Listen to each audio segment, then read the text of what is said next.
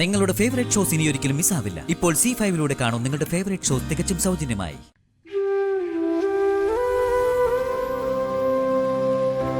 പാർവതി, ഇപ്പൊ എങ്ങനെയുണ്ട്?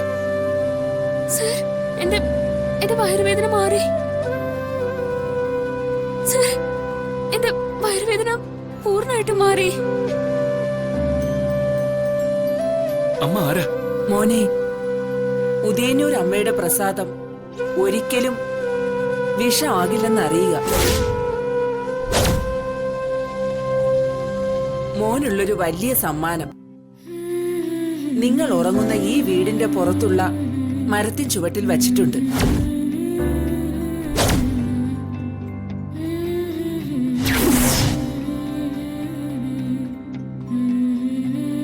സർ, അമ്മ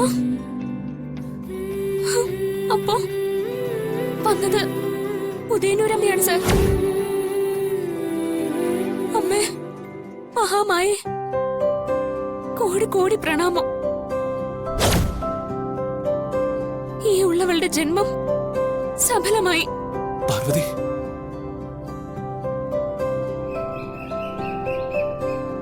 വിപിൻ സാറേ.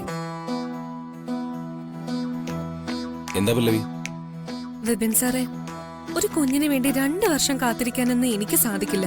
പല്ലവി, 2 വർഷം വെയിറ്റ് ചെയ്തേ മതിയാവൂന്ന് ഡോക്ടർ പറഞ്ഞത് താനും കേട്ടതല്ലേ? 2 വർഷത്തിനുള്ളിൽ താൻ പ്രസവിച്ചാൽ അത് തന്റെയും കുഞ്ഞിന്റെയും ജീവന് ആപത്താവൂന്നല്ലേ ഡോക്ടർ പറഞ്ഞത്? 2 വർഷം കഴിയാതെ കുഞ്ഞിനെ പറ്റി ചിന്തിക്കരുതെന്ന് ഡോക്ടർ കർശനമായിട്ട് പറയുമ്പോ നമ്മൾ എന്തിനാ വെറുതെ റിസ്ക് എടുക്കുന്നത്? തന്റെ ജീവൻ വെച്ചൊരു പരീക്ഷണത്തിന് ഞാൻ തയ്യാറല്ല. വേണ്ട, എന്റെ ജീവൻ വെച്ചുള്ളൊരു പരീക്ഷണത്തിന് നിൽക്കണ്ട. അങ്ങനെ ഒരു പരീക്ഷണം വേണമെന്ന് ഞാൻ പറഞ്ഞില്ലല്ലോ. പിന്നെ പിന്നെ എന്താ താൻ ഉദ്ദേശിക്കുന്നത്? നമുക്ക് ഒരു ഗർഭപാത്രം വാടകയ്ക്ക് എടുത്താലോ സാറേ? അങ്ങനെയും സാറിന്റെ ചോരയില് ഒരു കുഞ്ഞിനെ നമുക്ക് സൃഷ്ടിച്ചെടുക്കാലോ. ഇവളാണ് കൊള്ളലോ. എന്താ സാറേ ആലോചിക്കുന്നേ? ഞാൻ പറഞ്ഞത് നല്ല ഐഡിയ അല്ലേ? ഏയ്, അതൊന്നും ശരിയാവില്ല. അതെന്താ ശരിയാകാത്ത? എനിക്ക് അതിനോട് താല്പര്യമില്ല. 2 വർഷം കഴിഞ്ഞിട്ട് നമുക്ക് കുഞ്ഞ് മതി. അത് പറ്റില്ല. എനിക്ക് ഉടനെ ഒരു കുഞ്ഞിനെ വേണം. പല്ലവി, നീ വെറുതെ നിർബന്ധം പിടിക്കണ്ട. ഒരു വാടക ഗർഭപാത്രത്തിനൊന്നും ഞാൻ തയ്യാറല്ല. അതിന് വിപിൻ സാറ് തയ്യാറായേ മതിയാവൂ. ദേ, നമ്മൾ തമ്മിൽ ഇതിന്റെ പേരിൽ ഒരു തർക്കം വേണ്ട. എന്റെ തീരുമാനം തന്നെയാ. നിനക്കൊരു കുഞ്ഞിനെ ലാളിക്കാൻ അത്ര തിടുക്കുവാണെങ്കിൽ പാർവതി പ്രസവിക്കുമ്പോ ആ കുഞ്ഞിനെ സ്വന്തം കുഞ്ഞിന്റെ ലാളിക്കാലോ. എനിക്ക് കുഞ്ഞിനെ ലാളിക്കാനുള്ള കൊതി കൊണ്ടല്ല ഞാൻ പറയുന്നത്. നമുക്ക് അവകാശപ്പെട്ട സ്വത്തുക്കള് നമുക്ക് തന്നെ കിട്ടണം. അതിന് നമുക്കൊരു കുഞ്ഞ് ജനിക്കണം. അതുകൊണ്ടാണ് ഒരു കുഞ്ഞിന് വേണ്ടി ഞാൻ വാശി പിടിക്കുന്നത്. പല്ലവി, നിന്റെ ഈ അതിമോഹം നടക്കില്ല. അതിന് ഞാൻ കൂട്ടു നിൽക്കില്ല. 2 വർഷം കഴിഞ്ഞിട്ടേ കുഞ്ഞിനെ കുറിച്ച് ഞാൻ ചിന്തിക്കുന്നുള്ളൂ.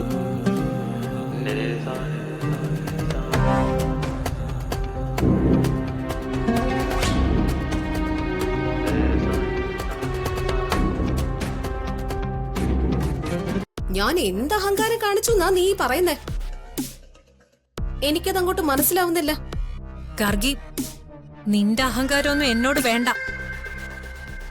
റിയ, നിനക്കെന്താ ഭ്രാന്ത് പിടിച്ചോ? എന്നെ ഭ്രാന്ത് പിടിപ്പിക്കരുത്. അതേ എനിക്ക് നിന്നോട് പറയാനുള്ളൂ. ഭ്രാന്ത് പിടിപ്പിച്ച അതിന്റെ അപകടം നിനക്ക് തന്നെ ഉണ്ടാവുക. നീ എന്താ എന്നെ ഭയപ്പെടുത്തുവാണോ? നിന്നോട് തർക്കിക്കാൻ നിന്നാ എനിക്ക് എന്റെ നിയന്ത്രണം നഷ്ടപ്പെട്ടു പോകും. നീ പോയി എനിക്കൊരു ചൂട് കോഫി എടുത്തോണ്ട് വാ. എന്താ? എങ്ങനെ എങ്ങനെ? പറഞ്ഞത് കേട്ടില്ലേ? എനിക്കൊരു കോഫി എടുത്തോണ്ട് വരാൻ. ഓ, കോഫി. അത് ഞാൻ എടുത്തിട്ട് വരണോ അല്ലേ? നീ എന്താ എന്നെ കളിയാക്കാണോ? അപ്പോ കുട്ടിക്ക് കാര്യങ്ങൾ പിടികിട്ടി. മര്യാദയ്ക്ക് പോയി കോഫി എടുത്തിട്ട് വാ. അതിനെ എനിക്ക് സൗകര്യമില്ല. നീ കൽപ്പിക്കുമ്പോ നിനക്ക് വേണ്ടി കോഫിയും ചായയും കൊണ്ടുവരാനൊന്നും അല്ല ഞാൻ ഇവിടെ നിൽക്കുന്നത്.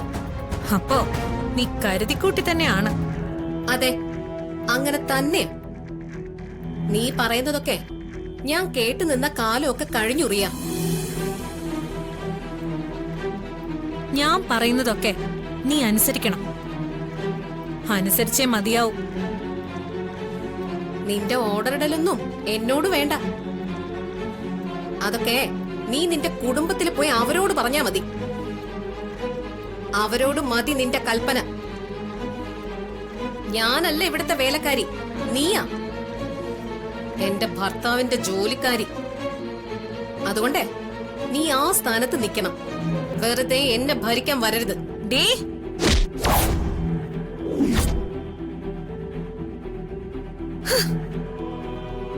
നിന്റെ കയ്യൊക്കെ എന്നോട് കാണിക്കരുത്.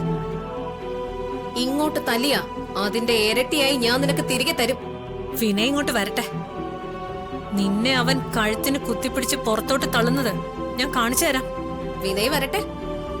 എനിക്കും നിന്നെ കുറിച്ച് ചില കാര്യങ്ങൾ വിനയോട് പറയാനുണ്ട്. നീ എന്താ വിനയോട് പറയാൻ പോകുന്നേ? അതൊക്കെ അറിയേണ്ട നേരത്തെ നീ അറിഞ്ഞാ മതി റിയ. ഞാൻ പറയുന്ന കാര്യങ്ങൾ കേട്ടാ വിനയ് ഇറക്കി വിടുന്നത് നിന്നെ ആയിരിക്കും. അതൊക്കെ നിന്റെ വെറും മിഥ്യാധാരണകൾ അഗാർഗി. എനിക്കെതിരെ നിനക്കൊരു ചുക്കും ചെയ്യാൻ സാധിക്കില്ല. നമുക്ക് കാണാം. ഒന്നും കാണാനില്ല. വിനയ് നിന്നെ അവന്റെ പരിസരത്തേക്ക് പോലും അടുപ്പിക്കുന്നില്ലല്ലോ.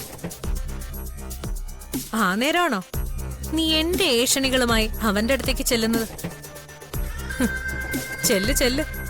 അവനിൽ നിന്ന് കിട്ടാനുള്ളത് കൂടി നീ വാങ്ങിപ്പിടി. നിന്റെ മായാവലയത്തിലായിരുന്നതുകൊണ്ടാ വിനയ് എന്നെ അവഗണിച്ചേ. ആ മായാവലയം തകർക്കാനുള്ള മാർഗം എന്റെ മുന്നിൽ തെളിഞ്ഞിട്ടുണ്ട് റിയ. സത്യം സ്വർണപാത്രം കൊണ്ട് മൂടി വെച്ചാലും അതൊരിക്കൽ പുറത്തു വരും. വിനയുടെ മുന്നിൽ കള്ളങ്ങൾ കൊണ്ട് നീ പണിതു വെച്ചിരിക്കുന്ന ചീട്ടുകൊട്ടാരങ്ങളെല്ലാം പൊളിഞ്ഞ് നിലംപരിശാവും. ശരി ശരി, നിനക്ക് ചെയ്യാൻ പറ്റുന്നതൊക്കെ നീ ചെയ്. ഞാൻ വിനയെ മാത്രം മനസ്സിൽ ധ്യാനിച്ചു കഴിയുന്ന പെണ്ണ. അതുകൊണ്ട് തന്നെ ദൈവം എന്നോടൊപ്പം. അതുകൊണ്ടാ നിന്നെ ഇവിടുന്ന് ഇറക്കി വിടാനുള്ള മാർഗങ്ങൾ എന്റെ മുന്നിൽ തെളിയിച്ചു തന്നത്. ഞാൻ പറഞ്ഞല്ലോ, എനിക്കെതിരെ നിനക്ക് എന്തൊക്കെയാണോ ചെയ്യാൻ സാധിക്കുന്നത് അതൊക്കെ ചെയ്തോ. ചെയ്യാനുള്ളത് നീ ചെയ്ത് കാണിക്ക. അല്ലാതെ എന്റെ മുന്നിൽ നിന്നിങ്ങനെ പ്രസംഗിക്കണ്ട. നിർത്തി, ഞാൻ നിർത്തി. പക്ഷേ നീ ഒന്നോർത്തോ, ഈ വീട്ടിലുള്ള നിന്റെ സമയം എണ്ണപ്പെട്ട് കഴിഞ്ഞു.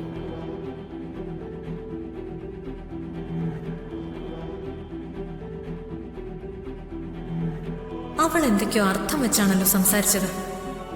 എന്നെ ഇവിടെ നിന്ന് ഇറക്കി വിടാനുള്ള എന്ത് മാർഗം അവൾക്ക് കിട്ടിയത്? ഇനി ജിത്തിനും ഞാനും തമ്മിലുള്ള ബന്ധം ഇവൾ അറിഞ്ഞിട്ടുണ്ടാവോ? അത് വിനയെ അറിയിക്കുമെന്നാണോ ഇവള് പറഞ്ഞതിന്റെ പൊരുൾ? ജിത്തിനും ഞാനും തമ്മിലുള്ള ബന്ധം വിനയെ അറിഞ്ഞ അത് പ്രശ്നമാവുമല്ലോ. അഥവാ ഇവൾ ഇതാണ് വിനയുടെ ചെവിയിൽ എത്തിക്കുന്നതെങ്കിൽ എങ്ങനെ രക്ഷപ്പെടും? ഡൗൺലോഡ് ചെയ്യൂ C5 ആപ്പ്. കാണൂ എല്ലാ എപ്പിസോഡുകളും സൗജന്യമായി.